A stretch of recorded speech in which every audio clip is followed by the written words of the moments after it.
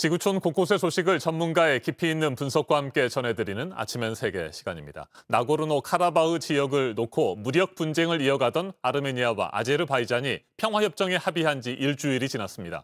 하지만 사실상 완패했다는 평가를 받고 있는 아르메니아는 패전의 아픔과 극심한 내부 갈등에 시달리고 있습니다. 아르메니아와 아제르바이잔 사이에 위치한 나고르노 카라바흐 지역 켈바자르 마을입니다. 주민들이 살던 주택 수십 채가 불길에 휩싸였습니다. 휴전 합의에 따라 아르메니아군이 나고르노 카라바흐 지역에서 철수하게 되자 오랜 기간 이곳에 터를 잡고 살아오던 아르메니아 주민들도 한을 품은 채 마을을 떠나고 있습니다.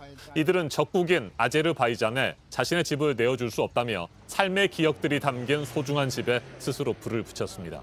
그리고 마을을 떠나기 전 수도원에 함께 모여서 슬픔을 나눴습니다. 켈바자르 마을 주민의 말 직접 들어보시겠습니다. Իգին հրաժարանք ճանապարհից գալիս ենք 15 թիվն եմ հիշում գաղթականների շարան այն ժամանակ ոտքով այսօր էլ մեքենաներով բարձ չեմ գտնում ասելու շատ ծանր տանում ենք մեր այս պատմական. 지난 13일 아르메니아 수도 예레반에서는 항복에 가까운 휴전에 합의한 정부에 항의하는 대규모 시위가 열렸습니다. 수백 명이 정부 청사로 향했습니다. 파슈난 총리의 관사 로비 유리창을 깨뜨리고 시위대 일부는 명패를 뜯어냈습니다. 외신들은 이 과정에서 국회의장이 분노한 군중들에게 구타를 당해 의식을 잃었다고 전했습니다.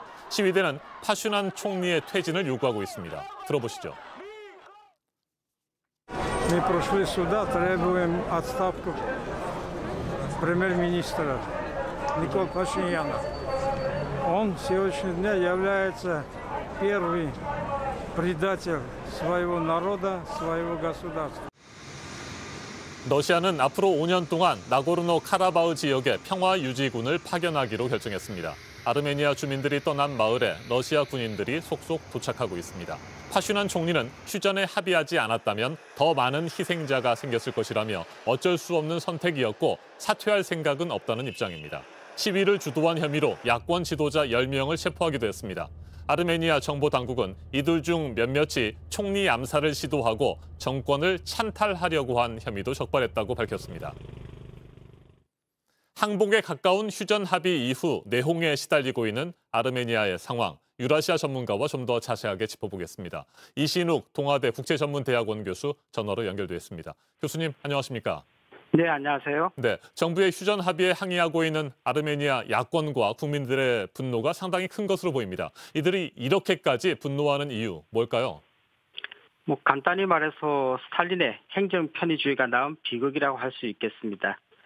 역사적으로 1920년 아르메니아가 소련에 편입될 때 나고르노 카라바흐 지역은 아르메니아 영토였고 인구의 80%가 아르메니아인, 나머지 20%가 아제르바이잔인이었던 나고르노 카라바흐 지역이 스탈린에 의해서 1924년 아제르바이잔으로 행정권이 넘어갔던 것입니다. 아르메니아로서는 억울할 수밖에 없었지만 스탈린 철권 통치 소련 시대에는 별다른 저항을 할 수 없었습니다. 오랫동안 외세 속박에 시달렸던 아르메니아인들에게 영토 문제는 무엇보다 민감한데요. 특히 이웃 아제르바이잔에 대한 감정은 기독교와 이슬람이라는 종교 문제까지 겹쳐 더욱 복잡해지고 있습니다. 아르메니아인들과 야권이 반대하는 이번 나고르노 카라바흐 지역에 대한 휴전 합의는 아르메니아 군이 참패해서 허무하게 1994년 점령한 지역들을 아제르바이잔에 되돌려 주었다는 점입니다. 여기에 배후 세력으로 많은 아르메니아인들이 터키의 개입을 의심하고 있고 터키에 의한 아르메니아인 대학살로 100만 이상의 학살을 경험한 아르메니아인들에게는 무엇보다도 뼈아픈 휴전 합의라고 할 수 있겠습니다. 이 휴전 합의는 아르메니아인들의 민족 감정에 불을 붙였다 할 수 있겠습니다. 네, 파슈난 총리는 야권 지도자들을 체포하고 있고요. 총리 암살 시도에 정권 찬탈 혐의까지 묻는 등 매우 강경하게 대응하고 있습니다. 파슈난 총리의 현재 속내는 어떨 것으로 보세요?